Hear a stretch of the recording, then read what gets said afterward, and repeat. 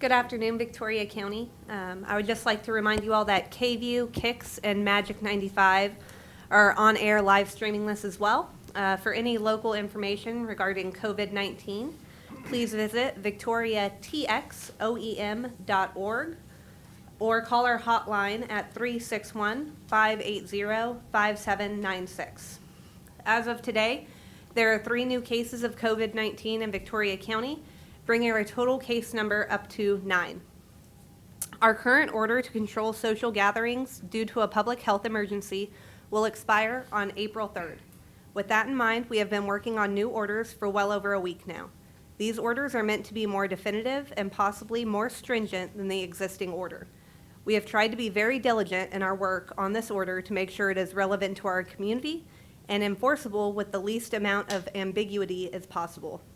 Some may see it as a stay-at-home order, but for us, it is really a staying safe order. We are in the final stages of pulling everything together after working intently with our public health director, public health authority, city attorneys, the district attorney, and law enforcement agencies. This new order will be issued no later than April 3rd, this Friday, and sooner than that if the situation demands it. In an effort to socially distance ourselves as much as possible in our press room, we will have our speakers rotating in and out. So this afternoon, we have Dr. McNeil and David Gonzalez, and after that, we'll have the Chief of Police and the Chief of the Sheriff's Office. At this time, I'll turn it over to Dr. McNeil. Thank you very much. And welcome this afternoon. It seems that the disease is progressing in our community, as obvious, as evidenced by 3 new cases that were reported to us today. The first case is a 50-year-old female, the second one is a 30-year-old male, and the third one is a 20-year-old male. So we're seeing some younger people too. This is not just a disease of the elderly.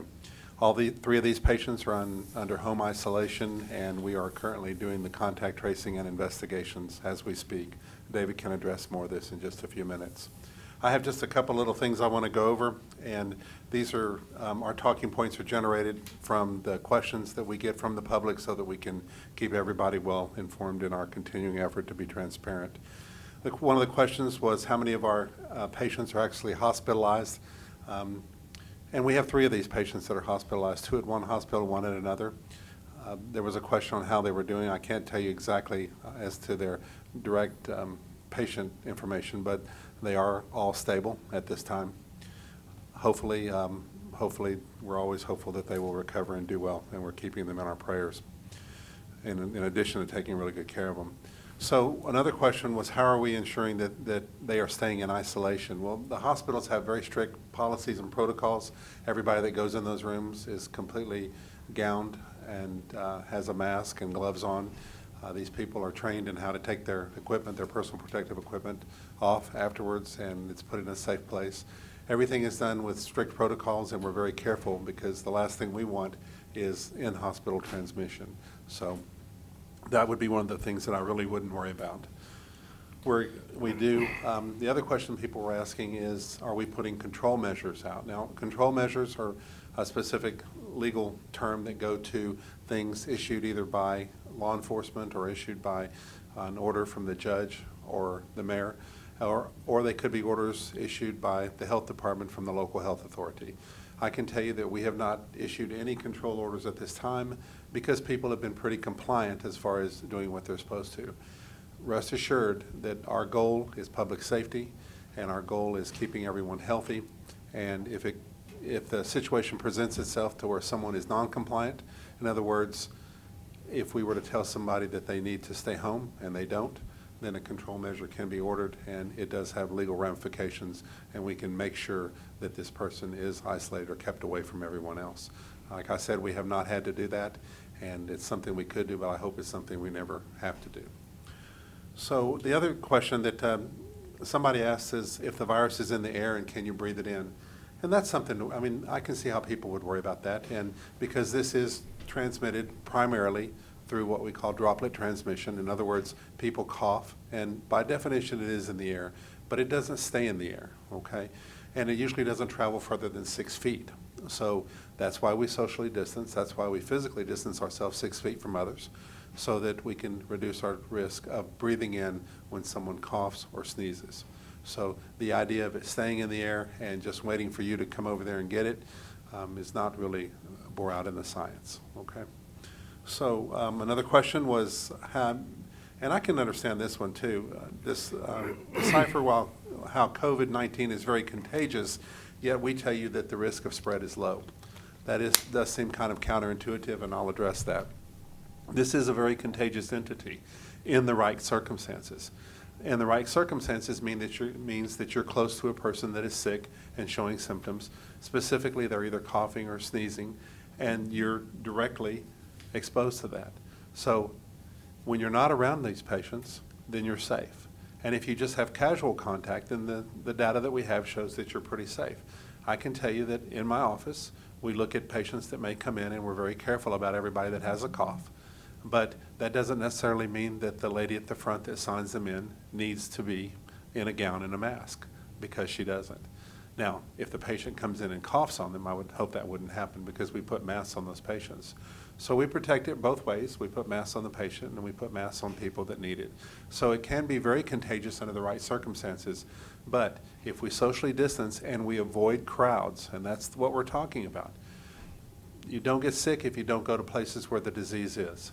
So please always keep that in mind, and I'm sure we'll hear more about that in a little while. That's pretty much what I have. I'm sure I'll be back for questions in a little bit. David, please. Yep. Thanks, Dr. McNeil. I just want to give a few updates on both the lab testing procedures and where we're at as far as total capacity and accounts, and also a little more detail about the epidemiological tracing and investigations that are going on with these patients as well as the previous ones. So first of all, just a few numbers right now, and these are going to be estimates right now. We're still working on trying to get exact numbers based on a per county basis. So you may see these change a little bit in the coming days as we're trying to get more exact numbers. Right now, we're going to estimate we've got about 375 tests completed for Victoria County residents and patients. Right now, there's about 5 that are still out pending. All the rest have been received, and that goes back to the positive case count of 9. So right now, another point on how many negative would, just so the 375, so about 363 that we received back were negative based on that math. Regionally, yesterday we discussed the Golden Crescent region and kind of what that was and what we considered our region. That brings our case count with Goliad announcing their one case as well, up to 20 cases for the region, us having the 9, and then the new case in Goliad. There's some questions about when we would have more information on these 3 new cases as far as any low-risk exposures. We issued yesterday, as you saw, was a low-risk exposure at a Pizza Fina Mart in Placido. We'll be working on those. We may have some of the issues right now. We don't have any identified yet. But keep in mind, these 3 new cases take some time for that epidemiological investigation to get going, and that tracing takes time, as we discussed with the patients themselves, and then reach out to those contacts and identify contacts they've had in those locations where they have been. It's pretty in-depth, the investigation. You've got to look back and think back, for the past week or so, even a little longer in some cases, where you've been every minute of every day to really get that info extracted, and so we can get accurate information out to the public. So just give us a little time. That does take time, but we're in the process of doing that. For these 3 new patients, the high-risk investigation is still ongoing. They've begun notifying those individuals that may have been high risk for contacts with these confirmed cases. So the next piece will kind of, it's high and medium risk right now. The next piece will be that low risk. So maybe later today, hopefully tomorrow, we'll have some more information on that. But just bear in mind, the epidemiological team there at the health department is working as quick as they can to get those numbers out to you. And we want to get that information and share it to the public as soon as it becomes available. Going back to that piece, as far as the low risk, there's some questions from folks from the public. How would they know if they may have been a low risk? And that's one thing. Well, if they're high risk, they'll be contacted directly by staff. High to medium risk, our epidemiological team will reach out directly to them. And if they're low risk, that's when they're going to give the advisement through the media postings that we have done with the 3 previous locations, and have them monitor their symptoms. And if they become symptomatic, then we'll want them to report back to us on that. That's really all I had today. I'll also be available here for questions. And Caitlin, I'll go ahead and open it up for questions, I guess, at this time. Dr. McNeil, you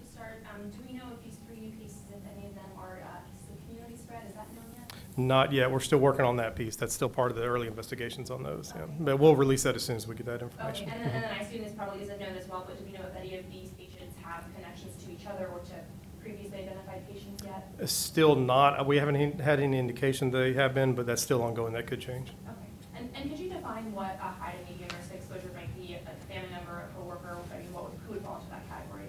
I guess maybe we can both touch on this. I don't know if you want to start Specifically, there. I mean, high risk is just what it sounds like. These are the people that are most likely to have contracted the disease from that contact.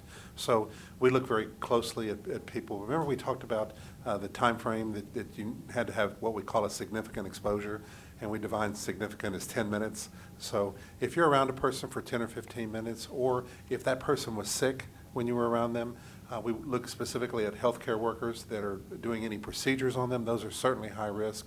And we lower the bar a little bit for healthcare workers because they're taking care of them and we know they're sick at that point. So there's a lot of things that go into that, and these patients, we actually have specific guidelines. It's not that David and I just go back in the room and say, yeah, that one's high, that one's low. We have specific guidelines from the CDC, and we go through those. And the main thing is the time that they spent with them and the symptoms, and if they're symptomatic at that time. And of course, it's high risk if they have known COVID and they were with them. And we get a lot of calls. I get a lot of calls. We all get a lot of calls from patients that are from people that have been around somebody that's been around from somebody that may have been around somebody that may have had it. So, and I understand people are concerned, and we take those calls every day. But for the most part, we look at confirmed exposure to someone that has the disease. And one thing to add to that, if there are folks that think they may have been in contact, they can feel free to call the hotline as well. And we collect that information from them, and we'll do separate investigations on that information. And we'll be able to reach out and determine if they're a high risk or low risk or none at all. Dr. Hill and David, what do you guys think about the age of these new cases? Well, you know, they've always talked about the different age things, and in the beginning, it seems like the question was, what do we think about the age of these patients? And, you know, I have that list right here, and the majority of the ones that we have are in their 20s and 30s. So I think that's a little interesting, because typically what we've seen nationwide is that it seems to affect older patients with more comorbidities. But I've always believed that it could affect young patients as well. And I think that if I were looking at this as a study, I would say that the sampling is too low, and I would hope that our sampling stays low. Of these 3 new patients, did any of them present to an ER to seek medical care? I know they're now at home, but did they need any care initially? I'm not sure we have that information accurately yet, so I don't want to report on some. We're not some. We're kind of looking at each other saying, do you know? Yeah, no. They don't want Yeah. us to. We're still finding out details. Still pretty Right, early that on in the contact investigation. tracing, they're actually at that right now. These came in just earlier today. And Dr. McGill, we had covered monitoring patients when they're in the hospital, but what if they're home in the isolation? How do you monitor someone who's self-isolating at home? What are the precautionary measures that the community is taking? Well, I'll let David add to that, but I can tell you that it matters. I mean, when we ask people to self-isolate, we mean that stay at home, although I would hope that everybody's staying at home. But patients that specifically that are at risk of this, we have them stay at home and they monitor their own symptoms.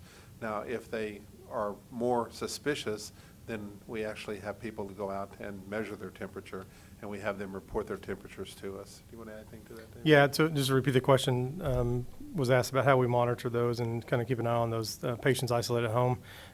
They do report back to us twice a day on daily temperature checks. There may be, our team will contact them directly as well, just check on them how they're doing. If they need anything, you know, basically how they're feeling, any other symptoms, if they're increasing, if there's any more concern there, we'll make sure that we're in contact. So basically that's initially what the first order is advisement for them to stay home. We trust that they are doing that. But again, if they aren't, then there's other methods. If we have any suspicion that they're not going to abide by those isolation orders that we ask them and impose on them or direct them to take, then there are other ramifications and legal venues to go about that. Has that been an issue nationally? Well, I can't really speak to nationally, but I know regionally, both in our Golden Crescent region, and we work closely with DSHS Region 8 out of San Antonio. Sorry, the question was if it's an issue nationally. You know, we haven't really seen that or heard that. I'm not going to say it hasn't happened, but I know we haven't. You know, these folks, you know, they don't feel great. They're going to want to stay home once they find out, and I think they generally care about the public health, and they want to, you know, keep anybody else from getting it as well. And if we have any inclination that they may not abide by those, then we won't hesitate at all. And I know Dr. McNeil, I speak on his behalf a little bit, he won't hesitate at all to really move forward on more direct orders on those patients. Just a quick clarifying question. When you mentioned, Dr. McNeil, control orders, would a quarantine order be an example of a control order? I guess how the same thing, synonyms, or? Well, they're kind of synonyms. We just try and avoid the word quarantine. It sounds a little rough, like we're going to put the National Guard outside of your house or something like that. But basically, we want people to isolate themselves, and we hope that they follow their orders. And so far, everybody's been very compliant. And we've talked, obviously, almost every day about kind of the curve. I mean, obviously, neither of you can predict the future, but if you have thoughts on where we are at this point on that curve locally? Well, I'll give you my thoughts. My thought is that we're at the beginning of the uptick. So I think that this is what we predicted, and I'm not surprised at the cases that we're seeing, and I won't be surprised if we see more.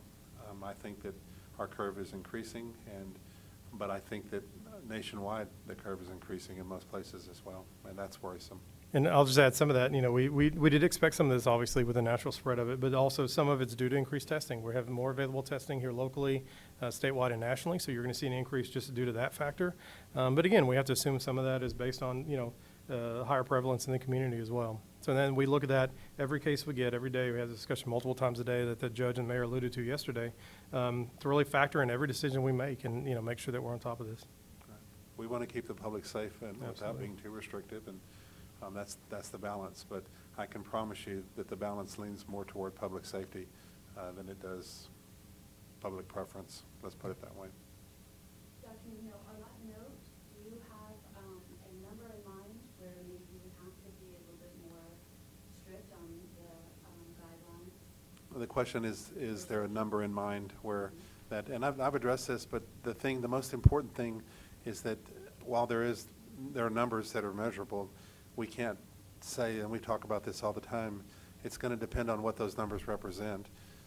One person with widespread community transmission, or that's been out in the community the whole time, has been sick this entire time, has not stayed home, that's a big problem. 3 or 4 patients that we know exactly where they got it, and they came home and they isolated themselves and they've stayed home, those numbers are still numbers. But that second group don't pose that much of a risk. So one person can do a lot more damage than several other people can in the right circumstances. So we look at it as kind of a sum total of everything, and that's where all the epidemiology work comes in. That's where we rely on Brittany, and we look at these numbers, and we just got out of a meeting right before here when we're talking about specific cases, and we're talking about where they went and what they did, and those are all the things that are going to weigh in, and we'll report that information, and then our leaders will make decisions for us. And David, I have one more question for you. Now that our numbers are increasing, or that there's any change at all, I think that's one more opportunity for us to assure the community that you guys are putting all of the updated information on the EOM website. What time, is there a particular time during the day that you guys have a deadline, all the information is in by the end of the day at 5, 3, what do you? So that's a good question. Ingrid is asking about as far as if there's a particular time we'll put advisements and new issuance as far as press releases or any releases that matter. So the answer is as soon as we can, as soon as we get it. I guess, over the weekend we had an update come out at Saturday at 7:30, and that's kind of been our approach the whole time, since the beginning. I know we've talked, Kira, we had discussions with Advocate and KVU as well, is, what we want to do is as soon as we get that information, we want it out to the public. So it may be, tonight, in the evening sometime. Obviously, we're not going to try to, it's not going to come out at 3 a.m., but we want to try to get out as soon as we can, as soon as we find that information out, and we want to put it on those sites that Caitlin, I know her team works on as well. It looks like the most fluid is the Facebook page.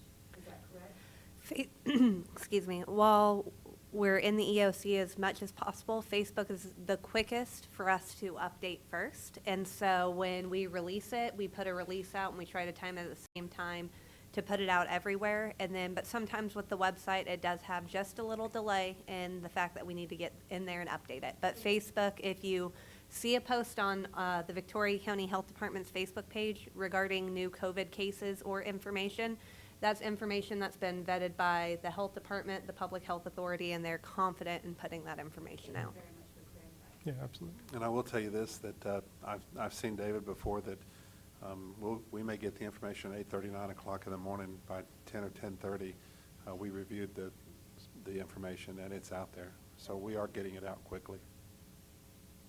Just in terms of timelines, I think last night there was some really promising data released out of Washington State that the physical distancing measures there have been effective at flattening that curve.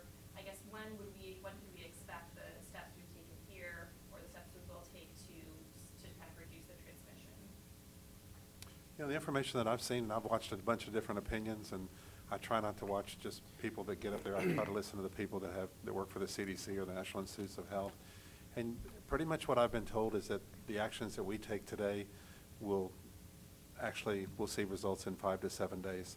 And that's what I talked about yesterday, is that why it's so important right now, because the things that we're seeing today are because of things that happened a week ago. So it's going to be hard to know because we can't predict in a week where we're going to be, so it's hard to say exactly what's going on right now. Any other questions? Do you see a potential for I don't like the word, not a lockdown, not so, I guess. A stay-at-home order, yeah. Stay-at-home order, Yeah. there you go, I like that. Do you see the potential for a true? The question is, do we see a potential of a stay-at-home order? I can't answer that directly, but I can say that we're a lot closer to it today than we were the day before yesterday. Thank you. So, is that Agree. agreed? We have time for one more question if there's one? No? Okay, so what we're going to do is excuse Dr. McNeil and David Gonzalez. They're going to step out, and we'll have the Chief of Police and the Chief of the Victoria County Sheriff's Department Thank you. come on in. Thank you. And so while we're kind of going through this transition, bear with us because it's a little new. But just to reiterate, if some people are just turning in, there are 3 new cases of COVID-19 in Victoria County. That brings our total case count in Victoria to 9. So our current order to control social gatherings due to a public health emergency will expire this Friday, April 3rd. With that in mind, we have been working on new orders for well over a week now. These orders are meant to be more definitive and possibly more stringent than the current order. We have tried to be very diligent in our work with this order to make sure it is relevant to our community and enforceable with the least amount of ambiguity as possible. Some may see it as a stay-at-home order, but for Victoria County, this is really a staying safe order. We're in the final stages of pulling everything together after working intently with our public health director, health authority, city attorney, the district attorney, and law enforcement agencies. This new order will be issued no later than this Friday the 3rd, and sooner if the situation demands it. And with that being said, I'm going to go ahead and turn it over to Chief Boyd and Chief Craig, who are going to talk about the current orders we have in place. Thank you. About a week ago, the judge and the mayor issued orders to control social gatherings due to a public health emergency. These orders were enacted to protect the citizens of Victoria from community transmission of COVID-19. A social gathering is any event that brings together 10 or more people at the same time and place, where these people will be within 6 feet of each other. Such gatherings are prohibited under the orders that have been issued. Violation of these orders are punishable by a fine of $1,000 and 180 days in jail. Both the police department and the sheriff's office have sought voluntary compliance with these orders. As of yet, we have not seen any issues of non-compliance. However, with case numbers increasing and social distancing becoming even more important to the health and safety of our community, we will not hesitate to enforce the orders that are signed by the mayor and the judge. I do have a couple of numbers if there is any questions or enforcement concerns.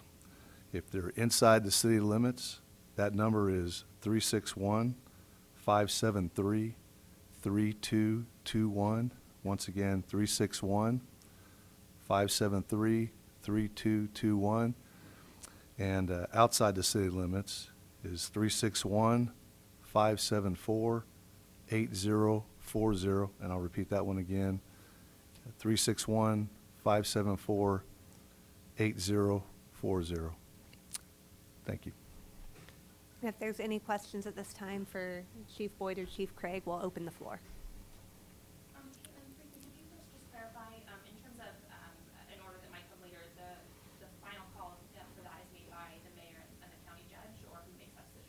It would be the mayor and the judge. And so the order that was put into place on the 21st, I believe, that had a deadline of this Friday. And so they've been working to clarify the orders, put some new ones in place. So by Friday at the latest, there will be a new order that they'll be passing. Okay.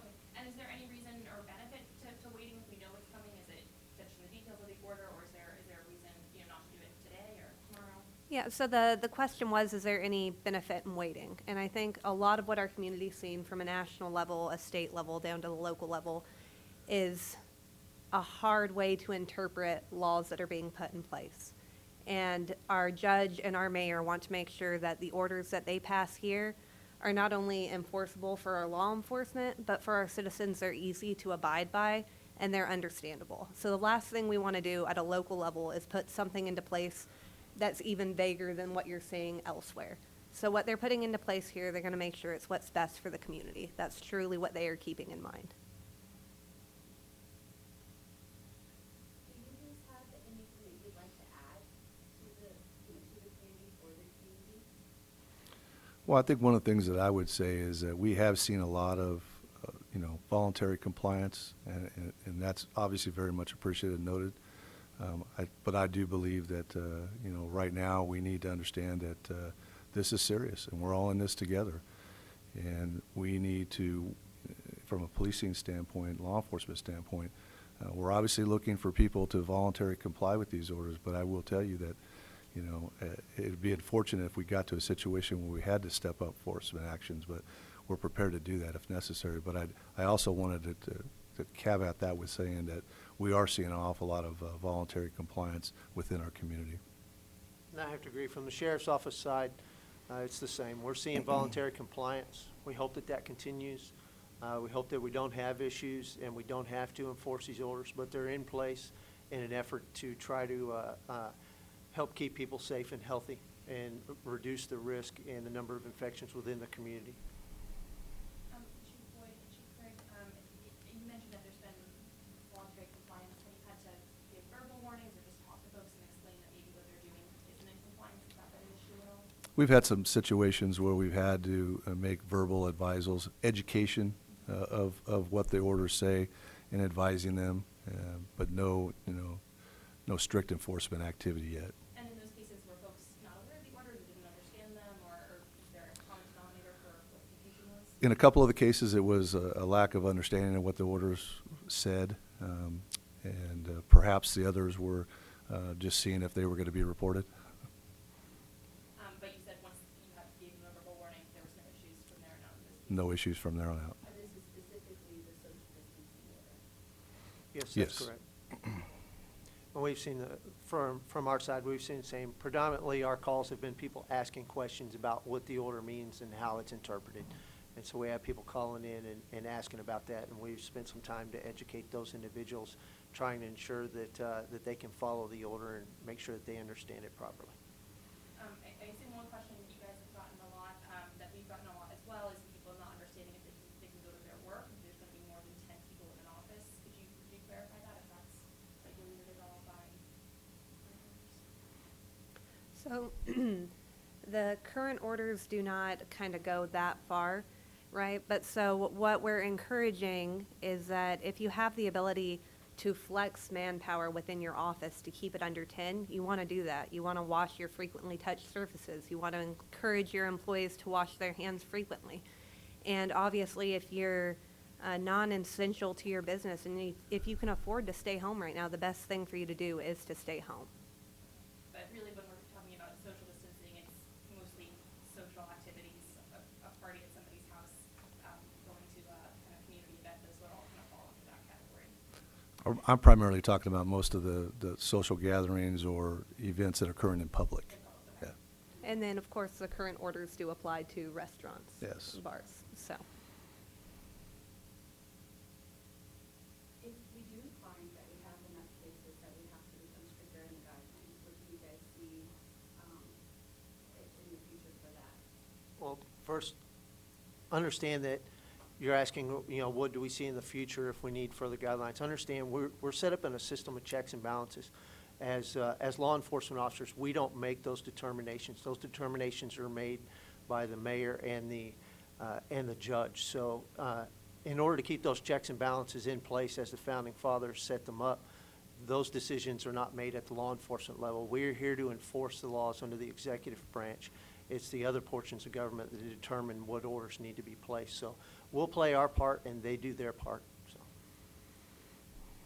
And then just briefly, I know that both the Sheriff's Office and the Police Department are providing security at the specimen collection site and obviously doing all of their regular duties. How are officers staying safe? By utilizing appropriate PPE protection, from our end, it looks like it's going pretty well from that perspective.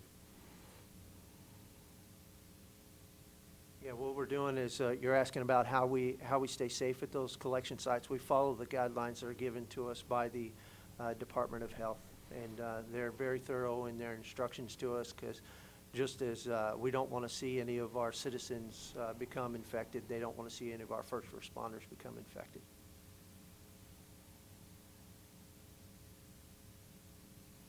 Any additional questions right now? No? Okay, so I'm going to go ahead and I just want to thank you, everybody, for tuning in. Again, for accurate information, if it's released on our Victoria County Public Health Department Facebook page or on our website, victoriatxoem.org, it's accurate Victoria information coming directly from your local health officials. The website, again, is victoriatxoem.org. Our COVID-19 hotline is 361-580-5796, and that's operated Monday through Friday from 8 to noon and 1 to 5. On Suddenlink, we'll be on channel 15 or 115 tonight at 6 p.m. And following the closing of this briefing, it'll also be aired on Kix, Q92, Jack FM, and Club stations. For anyone in the community with unmet needs, please call 211. The Harris Center has also activated a 24/7 mental health call line to provide trauma-informed support and psychological first aid related to COVID-19. That number is 833-251-7544. And again, for those who may not have caught it, there are 3 new cases of COVID-19 in Victoria County, bringing our total case count to 9. And we'll be looking at some new orders coming before the end of the week. Thank you all for your time, and we'll see you again tomorrow at 3.